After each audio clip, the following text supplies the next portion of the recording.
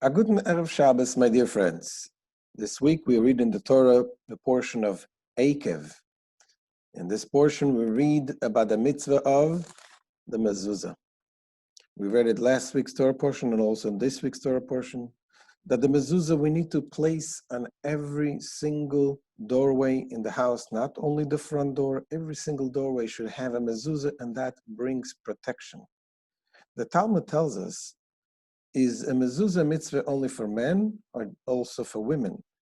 And they conclude that also for women, because the Torah says that when you do it, you live long. And just like men need to live long, women do need to live long as well.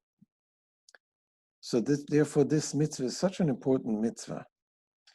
What brings the protection from this mitzvah? The Rabbi explains that when we put the mezuzah, we say a blessing, likvoa mezuzah. Likvoa means not just to put a mezuzah, it means to put permanently.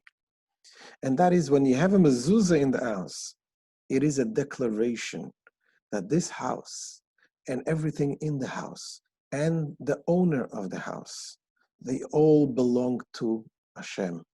And thereby they bring the protection of Hashem. There's the Chabad Rabbi Hennig from Chengdu, China. He happens to be my daughter's brother-in-law. And he said a cute story about the mezuzah. He once was away from his home and he came back. The police told him not to go in because there was burglaries in his apartment complex. And when he expected the worst, when they came together, they walked in, he said nothing was touched. It wasn't burglarized, and they were surprised why all the other apartments were burglarized and not his. 2 weeks later, the police chief calls him. He says he wants to meet with him.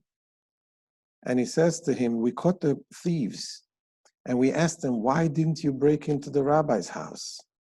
And the thieves showed them a picture of the mezuzah on their cell phone, and they said, we checked all kinds of security systems and we know how to break them. This is one system that we couldn't figure out how to break that system. So we didn't break in. The mezuzah protected them. The mezuzah protects us also. Let's make sure that we have all kosher mezuzahs. We need to check them at least twice in 7 years. The Rebbe says even maybe once a year. And may Hashem protect us all. I know you should have a very good Shabbos.